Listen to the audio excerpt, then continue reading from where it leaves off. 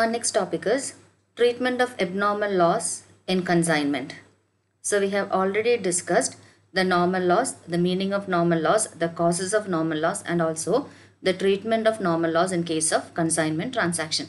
So there are two types of losses. That is, one is the normal loss or expected loss or unavoidable loss, and the second one is abnormal loss, otherwise called unexpected or accidental loss. Okay, so we'll see what is the meaning of abnormal loss, what are the causes of abnormal loss, and how the abnormal loss can be treated in case of consignment transaction.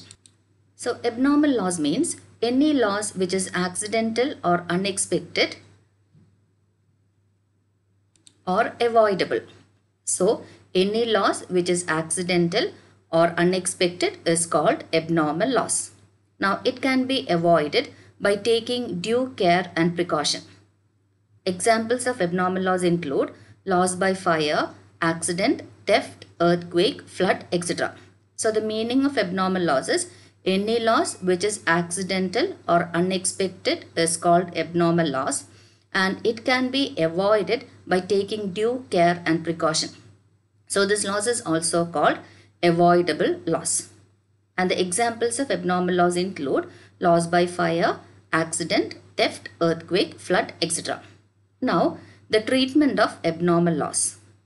Now, it cannot be treated as a part of cost. That is, abnormal loss cannot be treated as a part of cost. It is valued on account separately. So, abnormal costs or abnormal loss, it should be valued on account separately, and it cannot be treated as a part of cost. Okay. Separate journal entry is required in case of abnormal loss. So, regarding the treatment of abnormal loss, the abnormal loss cannot be treated as a part of cost. It should be valued on account separately, and again, journal entries are required for the purpose of recording the abnormal loss in case of consignment. Now the journal is abnormal loss account due to consignment.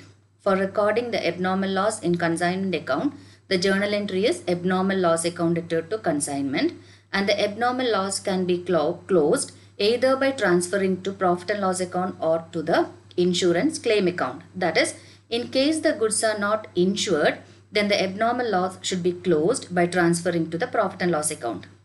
And in case the goods are insured, then it can be transferred to the insurance claim account, and thereby it can be closed. So the closing of abnormal loss depends upon whether the goods are insured or not. So in case it is not insured, then it will be closed by transferring to profit and loss account, and in case it is insured, then it will be closed by transferring to the insurance claim account.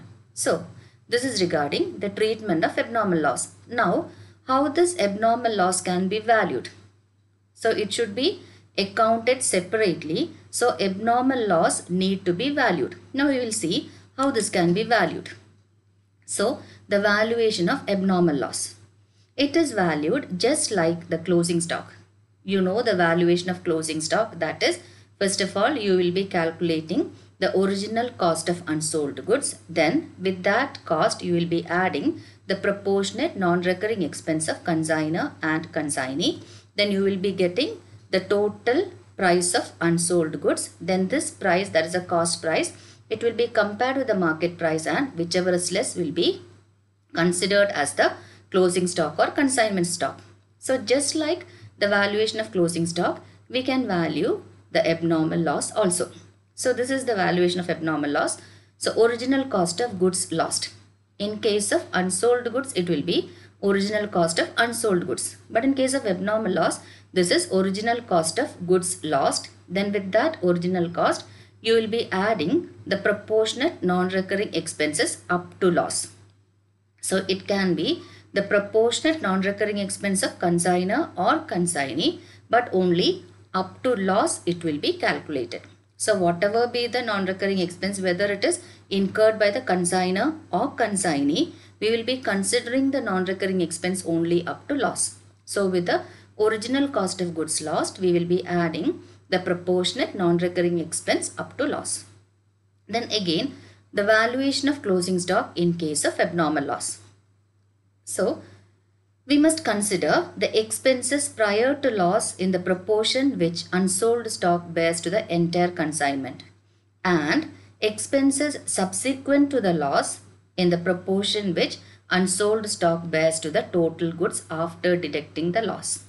Okay, so we have to consider the expenses prior to loss and also the expenses subsequent to loss. Now in case it is the expenses prior to loss, then it will be in the proportion which unsold stock bears to the entire consignment. But in case it is the expense subsequent to the loss, then it will be treated or it will be considered in the proportion which unsold stock bears to the total goods after deducting the loss. So in case the expenses is prior to loss, then it will be considered on the basis of entire consignment. But in case it is expenses subsequent to the loss, then it will be considered against the total goods after deducting the loss. Okay, so this is the difference between valuation of closing stock in case of normal conditions and the valuation of closing stock in case of abnormal. Now we will move on to a problem. Ajay consigned 50 cycles to Vijay costing rupees 200 each.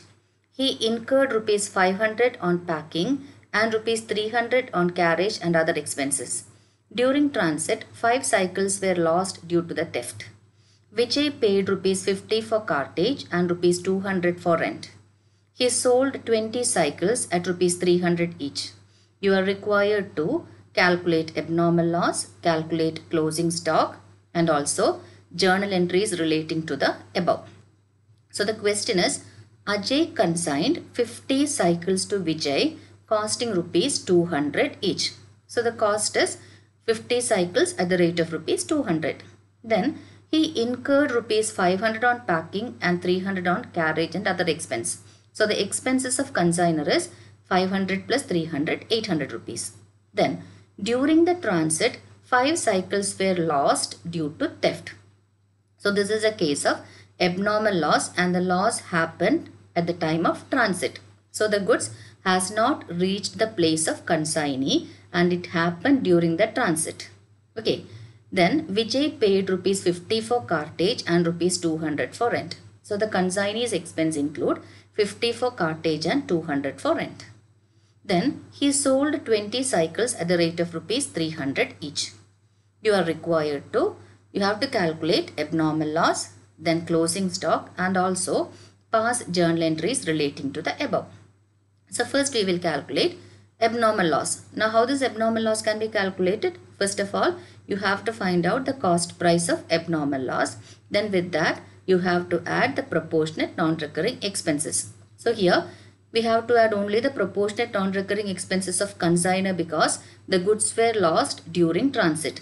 And this goods has not reached the place of consignee. So, we need not take into consideration the expenses, whether it is recurring or non-recurring, occurred by the consignee.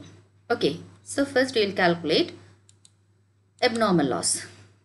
So original cost of goods sent. So 5 bicycles were lost and the cost price is 200. So original cost of goods lost 5 into 200, that is 1000. Then add proportionate non-recurring expenses of Ajay. So what is the proportionate non-recurring expense of Ajay? The total expense of Ajay comes to 500 plus 300, that is 800 rupees.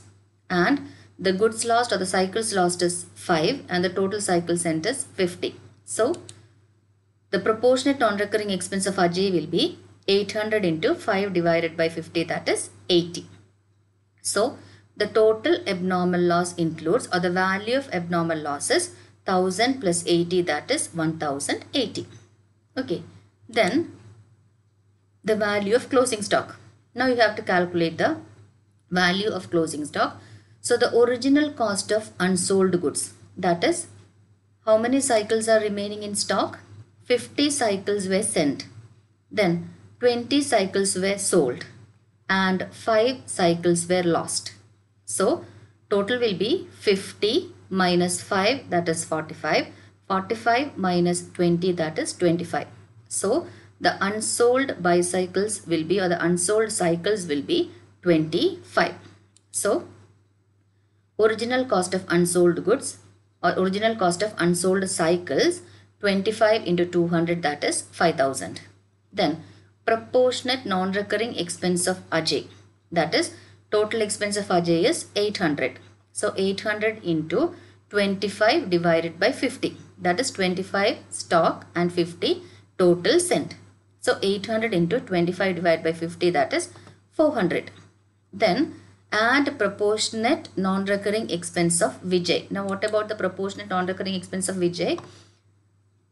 Vijay paid rupees 50 for cartage and 200 for rent. Okay, so here this cartage is non-recurring and rent comes under the recurring expense category.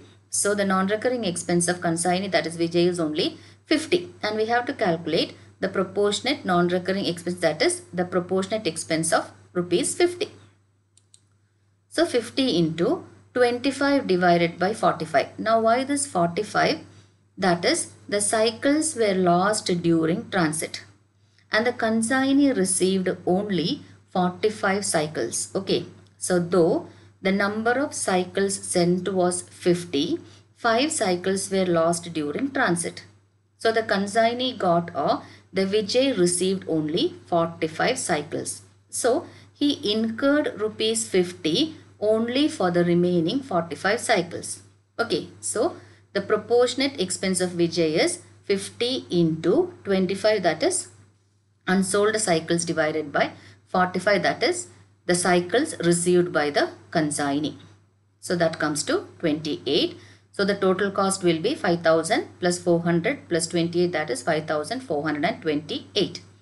Then the market price of unsold goods is 25 into 300, that is he sold 20 cycles at the rate of rupees 300. So the market price is 300. So 25 into 300, that is 7500. So value of closing stock, cost price or market price, whichever is less, that is it will be the cost price of rupees 5428. Okay, so we have calculated the abnormal loss, that is 1080, and the closing stock, that is 5428. Now the third one is you have to pass the journal entry. Now what about the journal entry? Abnormal loss account debtor to consignment, that is 1080. Then the next is the entry for consignment stock. So that is consignment stock account debtor to consignment 5428. Then again we have to close the abnormal loss. So here it is not said in the question that the goods were being insured and there is no insurance expense also. Okay, so this abnormal loss, we have to close the abnormal loss by transferring to the profit and loss account, and there is no claim on the part of the insurance company also. So it is not said in the question anything about insurance. So we must assume that it will be transferred to profit and loss account and thereby closed. So profit and loss account debtor to abnormal loss, that is 1080. Okay, so abnormal loss account debtor to consignment 1080, that is we have already calculated the value of abnormal loss. Then consignment stock also we have calculated. So consignment stock account debtor to consignment 5428. Then the closing of abnormal loss, that is profit and loss account debtor to abnormal loss. Okay, so that is the value of abnormal loss, value of closing stock and the necessary journal entries. Now, what are the points of difference between normal loss and abnormal loss? Now, what are the points of difference between normal loss and abnormal loss? So, normal loss and abnormal loss. So, normal loss is unavoidable, but abnormal loss can be avoided by taking due care and precaution. So, normal loss cannot be avoided or it is unavoidable, but abnormal loss can be avoided by taking due precaution and care. Then, abnormal loss happens or occurs due to the inherent nature of goods. That is, it happens due to the basic features or basic characteristics of the goods itself. But abnormal loss occurs due to the unexpected or accidental causes. Then the examples of normal loss are evaporation, leakage, shrinkage, etc. Then the examples of abnormal losses, loss by fire, theft, accident, etc. Then abnormal loss is treated as a part of cost, but abnormal loss is not treated as a part of cost. The normal loss is not valued separately, but abnormal loss is valued separately like unsold goods or stock. then no separate journal entry is required for recording normal loss, but separate journal entry is required for recording abnormal loss. Then adjusted in the closing stock by inflating its value. That is, normal loss will be adjusted in the closing stock by inflating the value of stock. But abnormal loss is debited to profit and loss account and credited to consignment account. So these are the difference between normal loss and abnormal loss. That is, normal loss is unavoidable, but abnormal loss is avoidable. Then normal loss is due to the inherent nature of goods, but abnormal loss is due to the unexpected or accidental causes. Examples of normal loss are evaporation, leakage, shrinkage, etc. And the examples of abnormal loss are fire, theft, accident, etc. The normal loss is treated as a part of cost, but abnormal loss is not treated as a part of cost. The normal loss is not valued separately, but abnormal loss is valued separately, just like consignment stock. Then no separate journal entry is required for recording normal loss, but separate journal entry is required for recording abnormal loss. Then normal loss is adjusted in the closing stock by inflating its value, but abnormal loss is debited to profit and loss account and credited to consignment account. So this is regarding the treatment of abnormal loss in case of consignment. Okay, thank you.